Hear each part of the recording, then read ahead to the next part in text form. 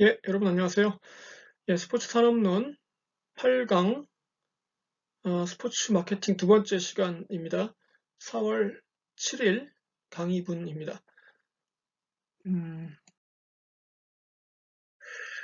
예, 먼저 알려드릴 게 있는데요. 지난번에 말씀드렸듯이 스포츠 마케팅을 두 번에 걸쳐서 할 것인지 아니면 세 번으로 할 것인지에 대해서 이제 여쭤봤잖아요. 그래서 여러분들이 이제 의견을 주신 분들이 뭐 있는데, 예, 그렇게 많지는 않았어요. 근데 의견을 주신 분들 그 종합해 보니까 3회에 걸쳐서 하자는 쪽이 많았습니다. 그래서 예, 그렇게 하도록 하겠습니다. 그래서 이제 지난 시간에 했던 부분에 이어서 오늘은 이제 그 마케팅 분석, 카테고리, 그리고 또 이제 세그멘테이션, 세분화, 시장 세분화 여기까지 조금 하고, 그리고 이제 다음 시간에 그 마케팅 믹스까지 해서 마무리하는 걸로 예, 하겠습니다. 여러분들이 지금 이 수업을 듣는 분들이 대부분 1학년이라고 알고 있는데, 예, 뭐 아닐 수도 있죠. 예. 그래서 이게 어느 정도 아는지를 모르겠는데 스포츠 마케팅 혹은 그냥 마케팅에 대해서 뭐 오늘 혹은 그리고 다음 시간에 하게 될 내용은 뭐 굉장히 기본적인 거예요. 하지만 뭐 모든 분야가 다 그렇지만 기본적인 게 제일 중요하잖아요. 예, 그러니까 기본적이고 쉽다고 해서 결코 중요하지 않은 게 아니라는 점을 항상 이해하시고 예, 열심히 잘 해봤으면 좋겠어요. 그리고 제가 이제 그 에드워드의 쪽지 기능을 이용해서 여러분에게 그 새로운 강의 계획서를 보내드렸습니다. 그래서 이제 오늘 그 이제 진도가 약간 바뀌었으니까 마케팅을 원래 한 번에 그 기존에는 한 번으로 돼 있다가 이제 세 번으로 늘어났고 해서 약간 바뀌었습니다. 그 일정이 바뀌고 그래서 그 시험이나 과제도 날짜를 정했어요. 이제 확실히. 예, 그래서 더 이상은 바꾸지 않을 생각이니까 그걸 잘 보시고 준비를 하시기 바래요. 그러니까 지금 뭐 사실 아직도 확실하지 않은데 지금 뭐 진짜 최악의 경우에는 네, 올 1학기 내내 뭐 온라인 수업을 할 수도 있고 뭐 아직 정해진 건 아무것도 없습니다. 뭐 저는 몰라요. 근데 그럴 가능성도 뭐 약간은 있기 때문에 더 이상 뭐 이게 밀어놓고 이제 확정을 안 할 수가 없어서 일단 정했습니다. 그러니까 그래서 뭐 이제 대면 수업이 다시 시작되면은 좋은 거고요. 뭐 그렇지 않더라도 그대로 나갈 수 있게 예, 일단 그 새로운 강의 계획서를 확인을 꼭 하시기 바래요. 예, 그 에드워드의 쪽지로 보내드렸으니까요. 예, 이 전체 메일 보내는 기능을 제가 못 찾아가지고 예, 분명히 어디 있을 텐데 그렇죠? 예, 하여튼 꼭 확인하시기 바랍니다. 그래서 거기 나와 있는 과제 일정을 미리 이제 여러분 수첩에 적어 놓는다든가 해서 예, 계획을 세우시기 바래요. 자, 그래서 오늘은 스포츠 마케팅에 대한 두 번째 시간, 세 번째 시간 중에 두 번째 시간을 해보도록 하겠습니다. 다음 페이지부터 시작하죠. 자, 첫 번째로 나온 게 스포츠 마케팅의 범주라고 나왔는데 이 범주란 말이 뭐 좀 어렵죠. 오히려 영어로 얘기하는 게 더 쉬울지도 몰라요. 예, 카테고리. 예. 그래서 이제 어떻게 뭐 분류하냐 이제 이런 얘기죠. 스포츠 마케팅의 종류라고 해도 되겠고요. 예, 뭐 분류 혹은 종류. 예, 한꺼번에 다 나왔네요, 이게. 여기에 보면은 스포츠 방송이 있고 스폰서십이 있고 촉진 전략 그리고 리서치 이렇게 나왔는데 자 우리는 리서치부터 시작합시다. 이게 뭐 순서가 좀 바뀌었는데 하여튼 어, 여러분이 생각할 때 이제 스포츠 마케팅 하면 보통 뭔가 이렇게 그 물건을 좀 이렇게 홍보하고 그쵸? 잘 팔 수 있게 어떤 전략을 세우고 막 이런 행위를 생각하죠. 예. 그게 뭐 틀린 생각이 아닙니다. 맞고요. 맞는데 이제 그 대신에 여러분이 간과해서는 안 되는 게 모든 일이 다 그렇지만 마케팅도 리서치에서 시작합니다. 리서치가 굉장히 중요합니다. 연구를 해서 어떻게 할 건지를 계획을 잘 세워서 해야지 그냥 뭐 다짜고짜 그냥 들이대면 안 되죠. 뭐든지. 하다못해 여러분이 무슨 물건을 하나 산다고 해도, 그렇죠. 어떻게 합니까? 뭐, 한 10만 원짜리 물건을 산다고 칩시다. 뭐, 뭐라고 할까요? 뭐 외장하드라고 할까요? 뭐, 글쎄. 예. 산다고 하면은, 그렇죠. 그냥 뭐, 가까운 그, 가게에 가서 사도 되지만, 그런 사람은 거의 없지 않습니까? 친구한테 물어보기도 하고, 그쵸. 인터넷에서 찾아보기도 하고, 그쵸. 오프라인 가게에서는 얼마에 파는데, 인터넷에서는 얼마인가 알아보기도 하고, A 사이트에서는 얼마인데, B 사이트에서는 얼마인가, C 사이트에서는 얼마인가, 그냥 중고로 살까? 뭐 이런 식으로, 예, 이제 다각도를 알아보잖아요. 그게 뭐 리서치죠. 그쵸. 이런 식으로 여러분도 리서치를 합니다. 그쵸. 10만 원짜리 물건을 살 때도. 하물며, 뭐, 회사의 그 운명이 바뀔 수도 있는 이런 마케팅 플랜을 짤 때, 당연히 리서치 들어가야죠. 예. 그래서 많은 회사들이 리서치를 합니다. 그러니까 이거를 뭐 회사가 자체로 하는 경우도 있고, 또 컨설팅 업체에다가 의뢰해서 이제 하는 경우도 있고, 그래서 여러분도 이제 가끔 뭐 스포츠 쪽에서 예를 들면 어떤 경기장을 갔을 때 그 설문조사 같은 걸 해본 적이 있을 거예요. 이렇게 설문조사를 해달라고 그 의뢰하는 분들이 이렇게 있죠. 여러분 웬만하면 그럴 때 좀 해주세요. 그거. 예. 저도 그 많이 의뢰를 해봤거든요. 그거. 근데 그게 응답률이 생각보다 낮습니다. 굉장히. 예. 귀찮다고 안 한다고 하는 사람이 많고 근데 그걸 좀 해주세요. 그리고 할 때는 좀 성심성의껏 예. 그냥 아무거나 막 체크하지 말고 좀 생각해 가면서 정성껏 대답해 주시면 굉장히 그 연구에 도움이 많이 되죠. 음, 요즘에는 이제 그런 걸 하면은 선물을 줘요. 그 답한 사람한테. 예. 그 저도 이제 한국에 온 제가 2018년 늦가을에 한국에 왔는데 11월 달쯤에 한 세 번, 네 번 정도 해봤어요. 그 응답을. 예. 근데 이제 그 중에 한 번은 뭐였냐면은 그 배구, 프로 배구 리그의 그 스폰서인 도드람 있지 않습니까? 도드람? 도드람이 그 돼지고기를 만들고 생산하는 그 업자들의 조합인데요. 농협의 이제 그 한 지회죠. 그런데 거기서 이제 그 도드람이라는 브랜드를 당신이 그 배구 경기를 보면서 얼마큼 인지하고 있나 뭐 이런 그 설문조사를 받았어요. 그래서 그걸 제가 이제 그 이메일로 왔는데 그래서 그걸 이제 온라인으로 이렇게 답을 하고 선물을 받았습니다. 뭐냐면 이제 그 스타벅스 아메리카노 한 잔 이모티 그 기프티콘. 네. 그래서 맛있게 한 잔 했어요. 네. 이런 식으로 음, 이게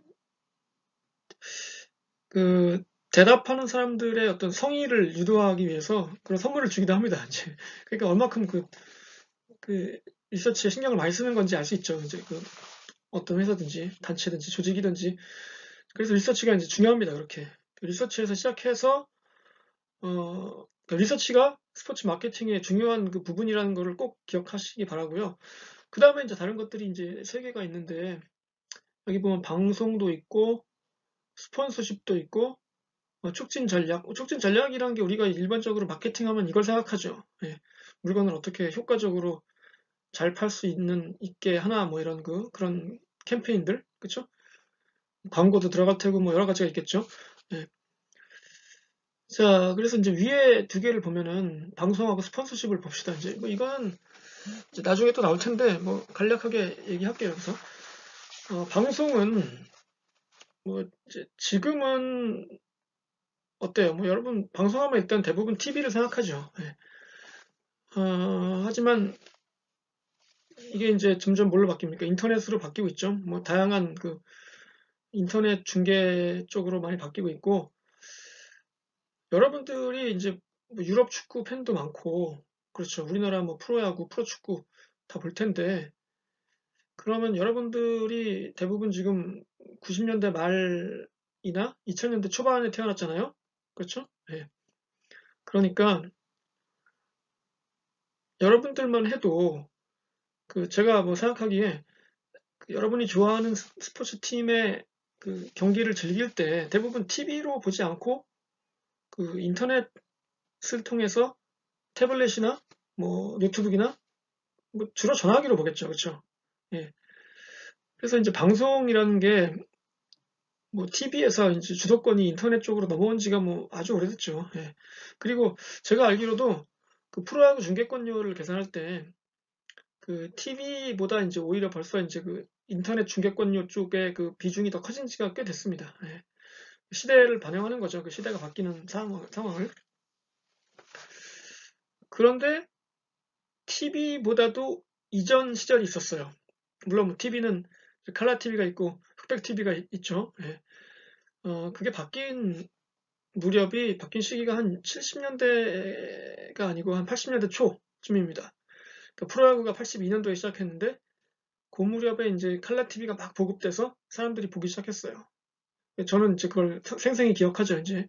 왜냐하면 제가 그때 초등학교 때였으니까, 옛날 사람 인증 성공했습니다.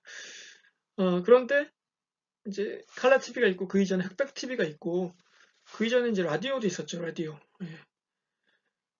근데 라디오가 오랫동안 이 스포츠 방송의 제왕이었죠. 20세기 한 초반부터 시작해서 한 1960년대까지는 라디오의 시대였죠. 제가 이제 스포츠 역사나 이쪽에 관심이 많고 또 연구도 많이 하기 때문에 뭐 그런 얘기를 좀 하자면은, 제가 이제 예전에 다큐멘터리를 봤는데 거기서 이런 얘기를 들었어요. 이제 지미 카터라는 전 미국 대통령이 있습니다. 이 사람이 1976년부터 80년까지 딱 4년 대통령을 했는데, 이 사람이 이제 조지아주 출신이에요. 아틀란타가 있는 조지아주에서 이제 땅콩 농장을 하는 그 농장집 주인 아들이었는데, 자기가 어렸을 때, 이 사람이 지금 나이가 90살이 넘어가지고, 정확하게 나이가 잘 모르겠는데, 한 1920년대, 아마 그때쯤 태어났을 거예요. 20, 30년대? 예, 그때쯤 태어났을 텐데, 1940년대 초반에, 조 루이스라는 선수가 있었습니다. 이제 권투 선수인데, 미국 헤비급 복싱 챔피언이었는데, 이 선수가 이제 흑인이었죠. 근데 이 선수가 이제 독일의 백인 선수였던 맥스 슈멜링이라는 선수하고 라이벌이었어요. 근데 생각해보세요. 1940년대 초반이면 어때요? 미국하고 독일이 2차 대전을 막 하고 있을 때잖아요. 그쵸? 그러니까 이게 단순한 헤비급 타이틀 매치가 아닌 거예요. 독일과 미국의 대결이잖아요.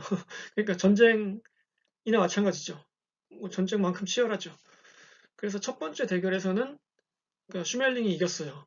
독일 선수가 이겼어요. 그래서 히틀러가 막 기고만장하고 막 그랬죠.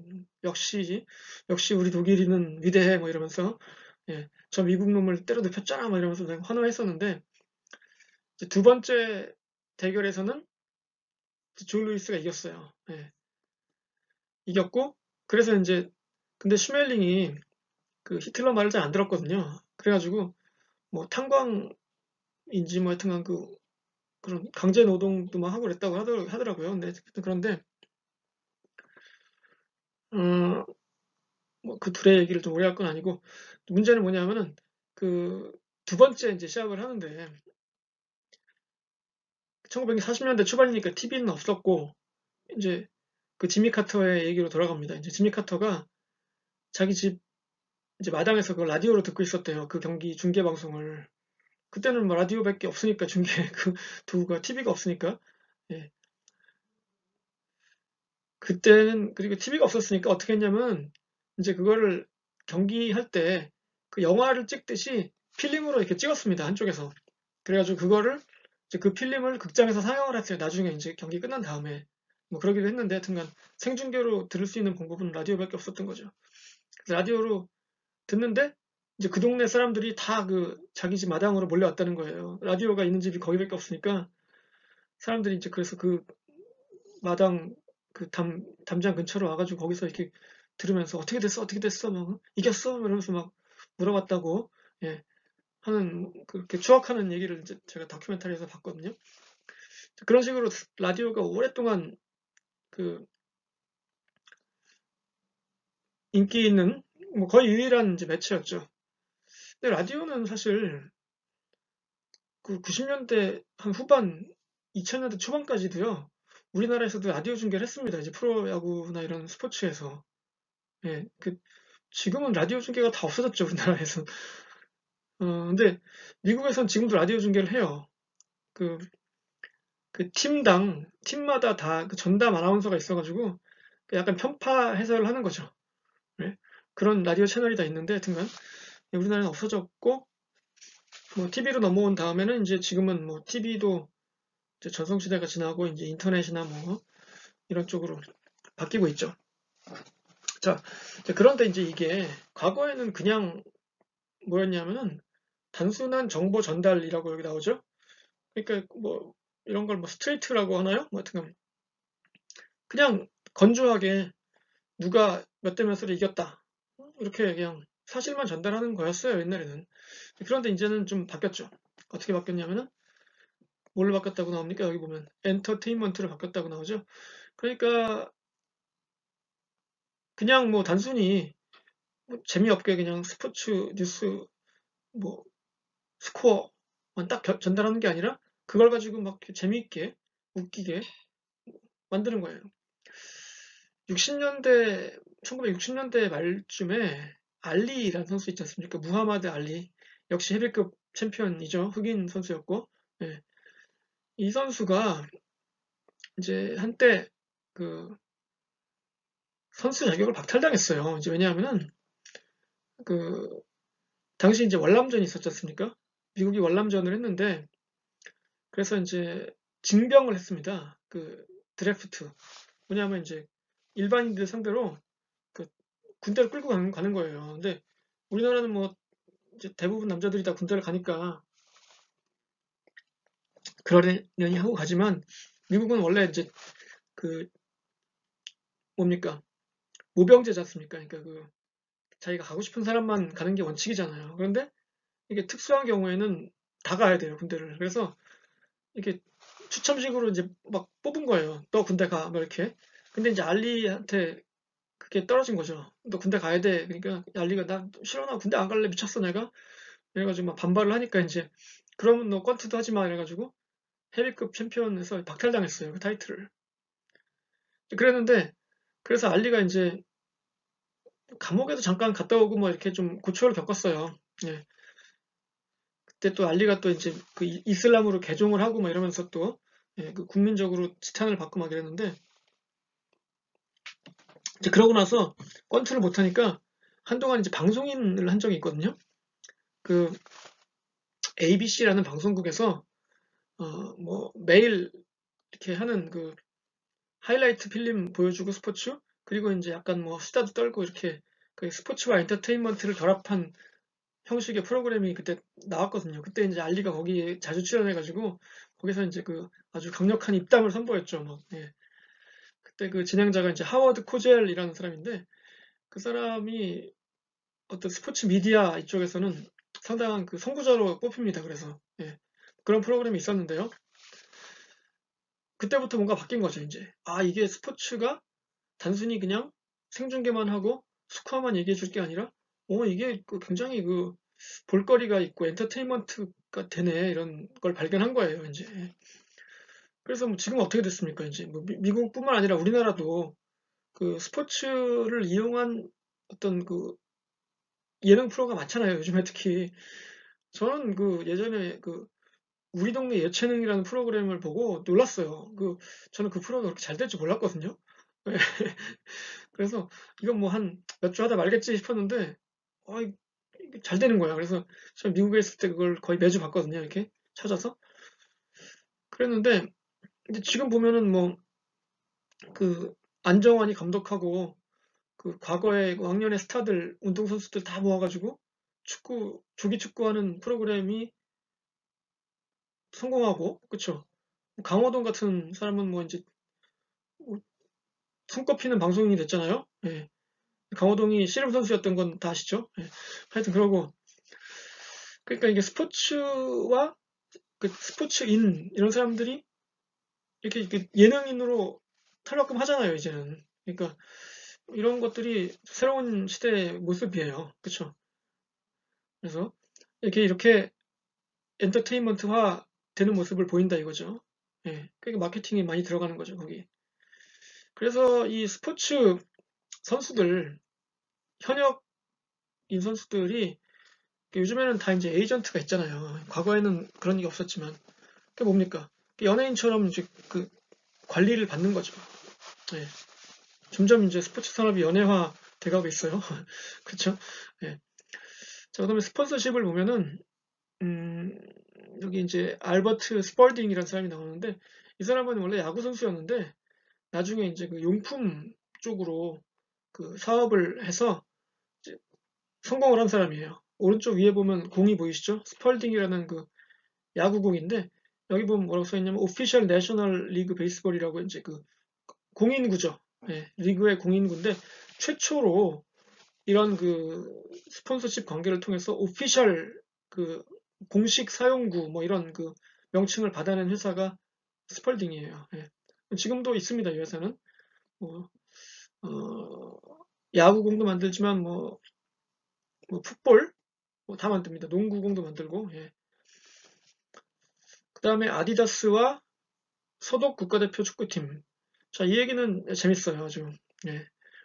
그 아디다스가 독일 회사인 건 아시죠, 여러분? 뭐, 예, 뭐, 그건 뭐, 다 아실 테고. 아디다스의 그 뿌리는 거의 1930년대로 올라갑니다. 그래서, 어, 이제 신발을 만들던 회사인데, 이제 신발 중에서도 이제 그 운동화, 이거에 이제 집착했던 회사예요, 처음에. 뭐, 처음에는 이제 큰 회사가 아니었죠. 이렇게 그 가내수공업처럼 하던 회사인데, 이 1930년대 말 독일이면 어떻습니까? 아까 나왔던 히틀러가 등장하는 시기잖아요. 그래서 히틀러가 독일을 하나의 그 큰 병영으로 만들죠. 병영 국가로. 그러니까 체육을 되게 그 촉진시켜요. 왜냐하면 체육이라는 게 이게 군사력 동원하고 통하니까 모든 면에서 그 튼튼한 신체, 그게 강력한 군대가 되는 거잖아요. 그래서 이제 그 밑에서 이제 사업을 확장해서 큰 돈을 벌어요. 아디다스가. 그렇죠? 이제 그랬다가 이제 히틀러가 망하고 나서 회사가 이제 쪼개지죠. 그래서 형제 간에 갈라져 가지고 이제 한쪽은 아디다스로 남고 한쪽은 푸마로 갈라지고 해서 푸마하고 아디다스가 그 형제 기업이었는데 원래는 지금은 이제 앙숙이죠. 예. 뭐 그런 경우가 종종 있죠. 우리나라에서도 뭐 재벌 기업 중에 뭐 어디라고 말은 안 하겠습니다만은 그런 경우가 있습니다. 분명히. 자, 그래서 이제 1954년도의 일인데 이게 1954년이면은 그때 이제 스위스에서 월드컵을 했어요. 자, 스위스. 예. 스위스에서 월드컵을 했는데 그때 우리나라도 예, 참가를 했습니다. 그 월드컵에. 근데 1954년이면은 어때요? 1953년도에 우리나라 그 한국 전쟁이 끝났죠. 6.25가. 그러니까 나라꼴이 뭐 말이 아니었겠죠. 뭐, 그쵸? 예. 뭐 국가대표팀이라고 뭐 연습이나 제대로 했겠습니까? 뭐, 그쵸? 뭐 장비가 좋았을 리도 없고 뭐 훈련을 제대로 했을 리도 없고 하여튼 그런데 우리나라가 그 예선에서 일본을 이기고 왔어요. 원정 경기 가가지고. 예. 그 당시 대통령이었던 이승만 대통령이 일본 선수를 우리 땅에 들일 수 없다 해서 이제 할 수 없이 원정 경기를 가서 불리함을 무릅쓰고 이기고 이제 돌아와서 나가게 된 거죠. 근데 아까도 얘기했지만 나라의 뭐 형편이 뭐 그때는 어려웠으니까 뭐 전지훈련 이런 건 상상도 못할 때고 심지어 그 대회 장소인 스위스에 도착하는 과정도 정말 파란만장했어요. 그러니까 뭐 당연히 뭐 직항편이 있을 리가 없고 지금처럼 그러니까 일본으로 가서 비행기 타고 배 타고 일본으로 가서 거기서 비행기 타고 홍콩으로 가서 뭐 홍콩에서 저기 뭐 어디 뭐 터키쯤 가서 뭐 어떻게 또 갈아타고 해서 이제 겨우 간 거예요. 막 한 50시간 진짜 타가지고 비행기를. 그 여러분 생각해 보십시오. 지금 그냥 직항으로 한 10시간 타고 가도 피곤하고 어지럽고, 그쵸. 시차 적응 안 되고, 그런데 얼마나 힘들었겠어요, 그 사람들. 아무리 젊은 선수라고 해도. 근데 그나마 또 경기 전날 도착했대요. 그 공군 수송기 이런 거 타고. 그러니 뭐 내려가지고 제정신이 없겠어요. 근데 또 하필 상대는 또 어떤 팀들이냐? 그때 헝가리. 당시 헝가리가 세계 최강 팀이었습니다. 예. 그냥 하는 얘기가 아니라 그 직전 4년 동안 한 번도 진 적이 없는 팀이었어요. 무패의 팀. 그리고 그 축구 종주국이라고 자부하던 영국에 가서 그 웸블리 구장 아시죠? 그 손흥민도 가끔 뛰는 예. 그 웸블리 구장에서 그 영국을 격파했어요. 그게 이제 영국이 홈에서 당한 최초의 패배였어요. 하여튼간 그 정도로 잘하는 헝가리를 상대로 붙은 거예요. 한국이. 자, 결과는 어떻게 됐을 것 같습니까, 여러분? 스코어를 한번 말해보시죠. 예. 한국이 9대 0으로 졌습니다. 예. 그러면 무슨 어떻게 그렇다고 9골씩이나 먹냐 막 이렇게 예, 얘기하실 수 있겠지만 그런데 9골 먹은 게 제가 볼 때는 거의 기적이에요. 그건. 예. 제가 뭐 그 경기를 못 봤으니까 뭐 모르겠는데 9골밖에 안 먹었다는 거는 지금 생각해 보면 정말 기적인 게 제가 그 이유를 말씀드릴게요. 헝가리가 아까 그 정도로 잘하는 팀이라고 말씀을 드린 데다가 일단 예. 결론적으로 말하면 이때 우승은 독일이 했거든요. 서독이죠, 그때는. 예, 동서독 나눠져 있을 테니까.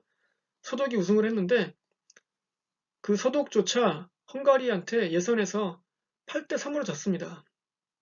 예, 그러니까 우리나라 그 먹은 골만 따져보면은 독일도 8골 먹었고, 우리는 9골 먹었으니까 별로 차이 안 나는 거예요. 그렇죠. 그러니까 그 악조건을 생각하면 굉장히 잘 싸운 거죠. 예. 그래서 이제 당시 국가대표 그 선수 중에 한창화라는 그 분이 있었는데 그분의 아들이 어, 그 여러분도 아마 아실 거예요. 그 추노에 나왔던 배우 그 한정수라는 배우가 있거든요. 그 좀 키 크고 잘생긴 배우 있잖아요. 예. 그 한정수라는 배우가 한창화 선수의 아들이에요. 예. 그래서 그 한정수 배우가 이제 지금 영화를 찍고 있는데 당시 그 54년 국가대표팀의 그 분투기를 다룬 영화에서 그 아버지 역할을 맡았다고 하더라고요. 굉장히 기대가 됩니다. 뭐 어떻게 잘 만들었을지. 예. 하여튼간 그래서 이제 다시 아디다스 얘기로 가보면은 조금 돌아갔죠. 예. 결승에서 다시 만난 거예요. 독일하고 헝가리가. 그렇죠? 근데 아까 뭐라고 했습니까? 예선에서 헝가리가 8대 3으로 이겼다고 했죠.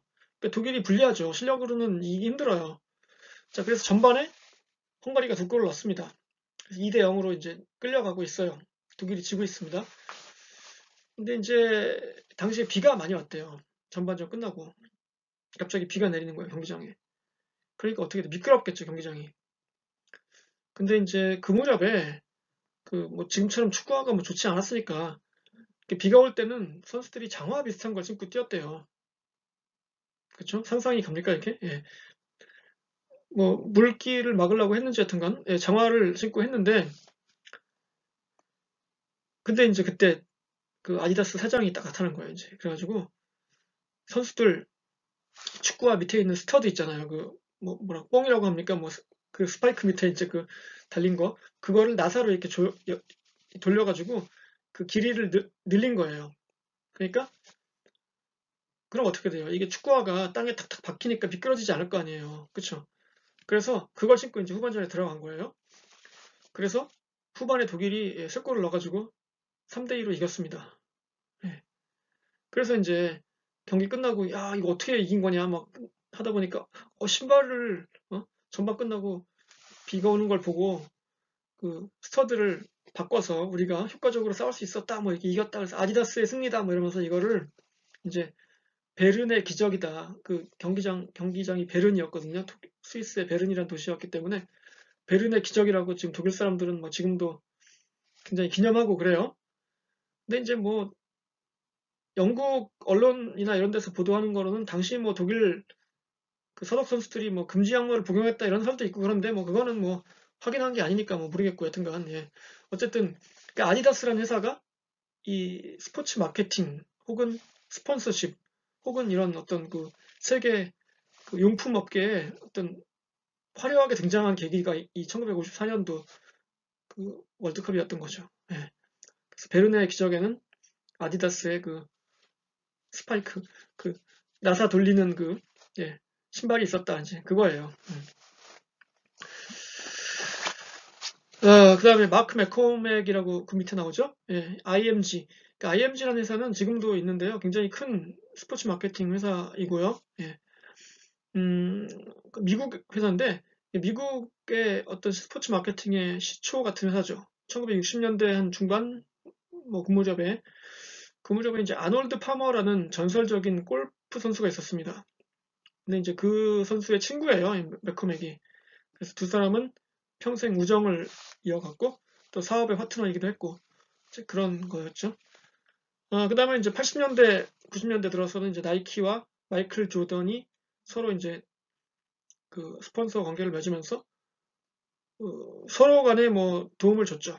나이키는 조던을 세계적인 스타로 만들어줬고 조던 역시 나이키를 세계적인 회사로 만들어줬고 이렇게 이런 그 유명한 사례들이 있습니다. 뭐 이 말고도 뭐 많죠. 뭐 유명한 사례들. 근데 이제 일단 대표적인 것만 몇 개 이제 해봤어요. 예. 그래서 이제 그 다음에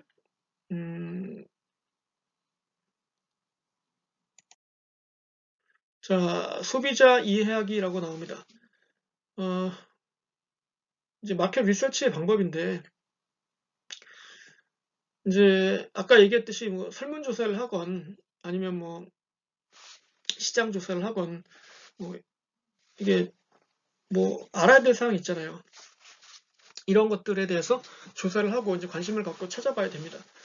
근데 왜 이걸 하냐면은 그 지난 시간에 얘기했듯이 그 what women want라고 말했듯이 그 소비자들이 뭘 원하는지 그쵸 그 수요 이제 needs and wants라고 했었는데 그 수요를 이해하고 충족시키기 위해서 이제 기본적으로 알아야 할 것들이 이런 것들이다 이거죠. 뭐냐면은 이제 이런 걸 알아봐야 돼요. 자, 소비자들이 어떤 제품이나 서비스에 관심을 가지는가, 그쵸? 도대체 뭘 원하는가 이거죠. 이런 거 만들면 좋아할까? 그쵸? 안 좋아할까? 이런 거. 그리고 현재와 미래 고객들이 우리 광고 캠페인에 어떻게 반응하는가. 그래서 이제 이런 거 많이 물어봐요. 그 마케팅 리서치 할 때 설문조사에서 뭐 A사의 무슨 무슨 광고를 보신 적이 있습니까? 뭐 이렇게. 예. 기억이 나십니까? 뭐 이렇게. 근데 전혀 기억이 안 나는데 그러면은 아 이게 망했네 이렇게 생각하는 거죠. 우리가 돈을 얼마를 들였는데 이거 기억을 못 한다니 막 이렇게 하면서 이제 바꾸든가 하겠죠 이렇게. 그리고 시장의 최근 변화와 경향은 무엇인가? 이건 뭐 당연히 예, 캐치해야죠. 세상은 진짜 빠르게 변화하고 있습니다. 그렇죠? 근데 이제 이거를 못 따라가면 뭐 그냥 도태되는 거죠 시장에서. 스포츠 팬들이 소비하고 구매하고 있는 것들은 무엇인가? 그렇죠. 지금 뭐가 핫한가? 그렇죠. 뭐가 잘 나가나? 왜 잘 나가나? 그것까지 검토해야죠. 소비자들이 우리 팀, 리그 혹은 이벤트에 대해 어떤 인식을 가지고 있는가? 이것도 많이 물어봅니다. 이것도 예를 들어서 뭐 K리그라고 한다면 K리그에 대해 어떻게 생각하십니까? 뭐 1번 재미없다, 뭐 2번 뭐 그냥 그저 그렇다, 3번 아주 재밌다, 4번 매우 재밌다, 뭐 이런 식으로 예, 뭐 많이 물어봐요, 이것도. 그리고 누가 어떤 스포츠에 참여하는가, 뭐 어떤 종목의 스포츠를 관람하는가도 되겠죠? 예, 이런 거. 예. 그리고 이제 그 다음 거 밑에서 두 번째 보시면은 스포츠 제품이나 서비스에 소비자들이 얼마나 돈을 쓸 생각이 있는가. 요거 중요합니다. 예. 그러니까 이제 이거에 맞춰서 그 마케팅을 하죠. 가격도 정하고. 예를 들어서 여러분들이 뭐 어떤 스포츠 경기 혹은 영화관을 간다고 칩시다. 영화관. 많이 가니까 영화관. 여러분들. 요즘은 안 가겠지만, 예. 영화관을 가면요, 여러분들. 보통 그 이제 돈이 하나도 없으면 이제 돈을 찾아가지고 가잖아요. 뭐 이렇게 뭐 카드를 쓸 수도 있지만 현금밖에 없던 시절에는 현금을 이제 뽑아서 가야 되니까 그러면은 어떻게 생각해요, 여러분이? 예를 들어서 여자친구 혹은 남자친구랑 영화를 보러 가기로 했어, 이제. 근데 뭐 완전히 이제 사귄 지 오래된 건 아니고 이제 막 사귈락 말락하는 그 시점이라고 해봅시다 이제. 보통 많이 하잖아요. 그 무렵에 영화를 많이 보러 가잖아요. 그쵸? 예. 안 그런가요 요즘에는? 잠깐 모르겠어요. 예. 저도 뭐 그랬는데 옛날에 사귈 때. 예. 그러면은 이제 어떻게 생각해요 여러분이? 자 영화를 보러 가겠지? 그치? 영화 값이 있어야겠지? 그럼 내가 이제 여자친구 것까지 내줘야지. 그쵸? 그러니까 내 영화 티켓, 내 그 여자친구 뭐 혹은 썸녀 티켓 값, 그리고 들어가면 이제 팝콘을 먹어야겠지, 그쵸? 팝콘 값, 콜라 값, 그쵸? 그리고 끝나고 나서 뭐 저녁을 먹든 아니면 뭐 차를 마시든 해야 될 거 아니에요, 그쵸? 그 값까지 포함시켜서 이제 예. 그리고 뭐 이제 집에 오든가 이렇게 되겠죠. 그러면 이제 그걸 감안해서 이제 이 정도니까 한 5만 원 쓰면 되겠다 오늘 뭐 이렇게 생각할 거 아니에요? 그런 식으로 어 그래서 이거를 그 어떤 수치화한 그 것도 있습니다. 그 팬 코스트 인덱스라고 혹시 그 스포츠 마케팅 학과 학생들 중에 수업 시간에 배운 적이 있는지 모르겠는데 팬 코스트 인덱스라는 게 어, 4인 가족 기준으로 어떤 경기장에 왔을 때 이 가족이 보통 얼마를 돈을 쓰나 이거를 그 경기마다 혹은 그 리그마다 계산해 놓은 그 값이 있어요. 그래서 뭐 야구는 뭐 250달러 뭐 이런 식으로 이제 미국에서 나온 이론이니까 우리나라는 뭐 정확하게 없는데 그게 그렇게 계산을 합니다. 그래서 그거에 맞춰서 이제 그 마케팅도 하고 가격도 책정하고 이렇게 하는 거죠. 그 경기장에서 팀들이. 예. 그게 말하자면 이런 거죠. 이제 경기장에 왔는데 티켓을 사고 들어와가지고 뭐 군것질도 하고 아빠는 맥주 한잔 하고 그렇죠? 그리고 이제 애가 뭐 인형이나 이런 거 사달라고 하면 사주기도 하고 좀 큰 애들은 유니폼 사달라고 할 수도 있잖아요. 그거 하나 사주고 그렇게 하면 다 합치면 200몇십 불이 된다는 얘기예요. 예. 이게 적지 않은 돈이죠, 사실 그게. 예.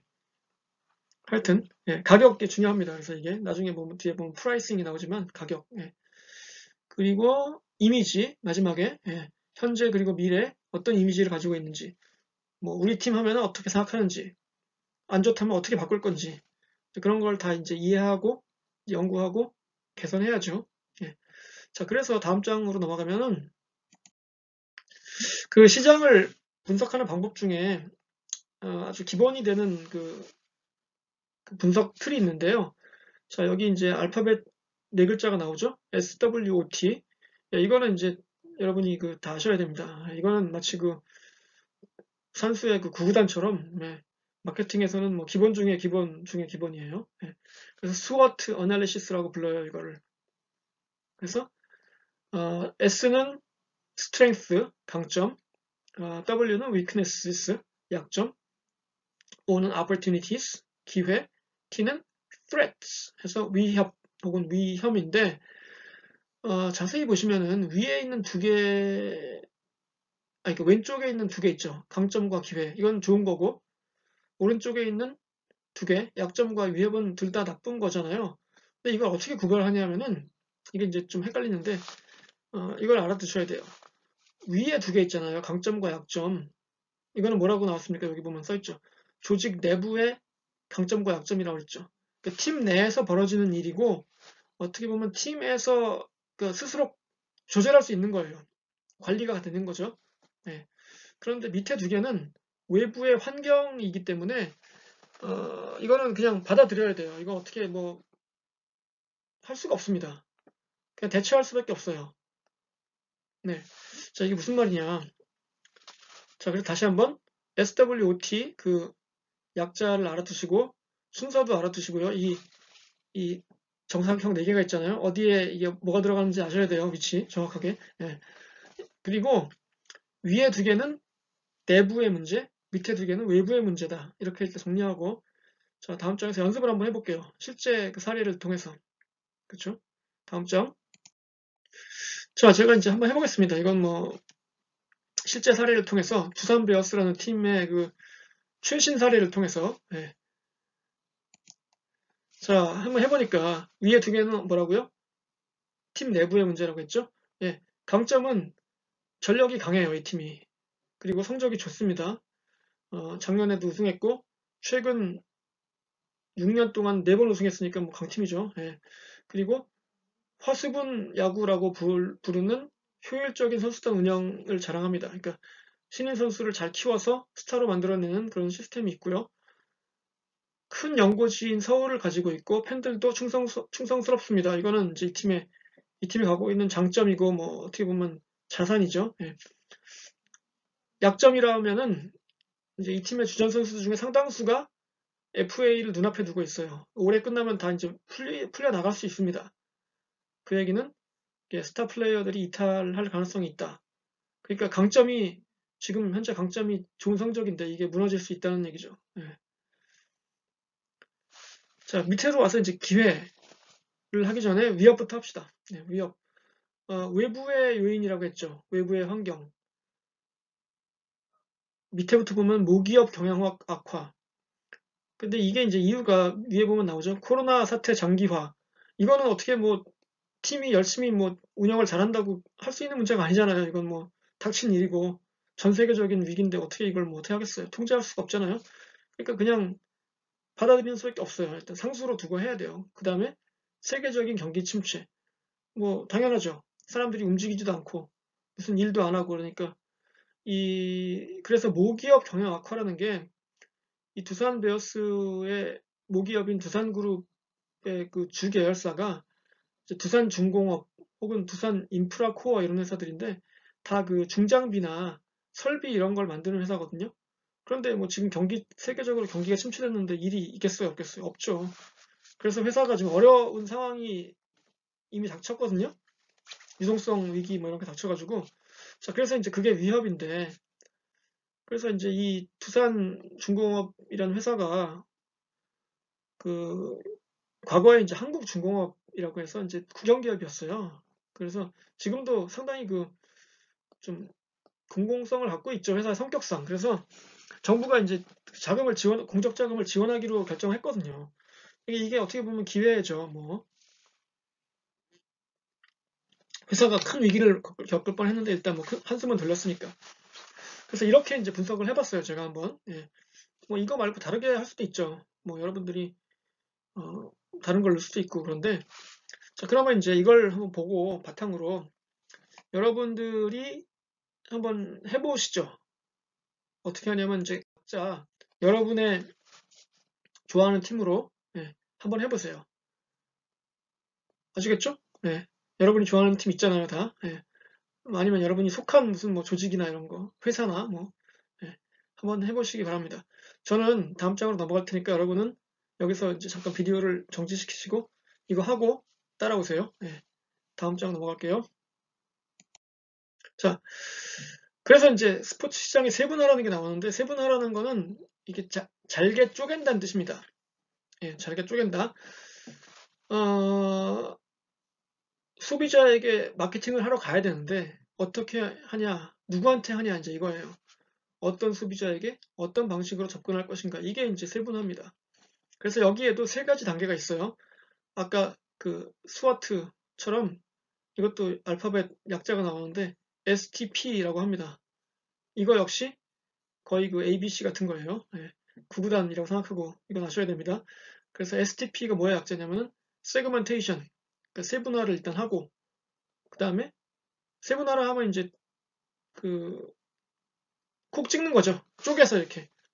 세분화의 방식에는 보통 한 4가지, 5가지가 있는데 그건 다음 시간에 할 거예요. 어떻게 쪼개는지 이제 그건 다음 시간에 할 거고 일단 쪼개서 그 다음에 어떻게 해요? 찍는 거죠. 타겟팅. 쟤야, 저 그룹이야, 저 사람들이야, 뭐 저 동네야, 뭐 이런 식으로 딱 찍어요. 그 다음에 어떻게 돼요?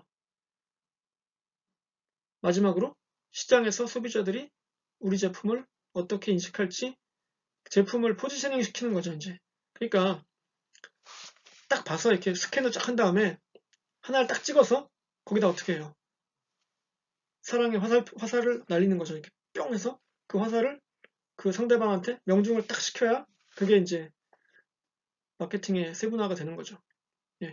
이게 왠지 재밌을 것 같지 않습니까? 딱 들어봐도 재미없나요? 하여튼 다시 한번 이 시장 세분화에는 3가지 단계가 있다.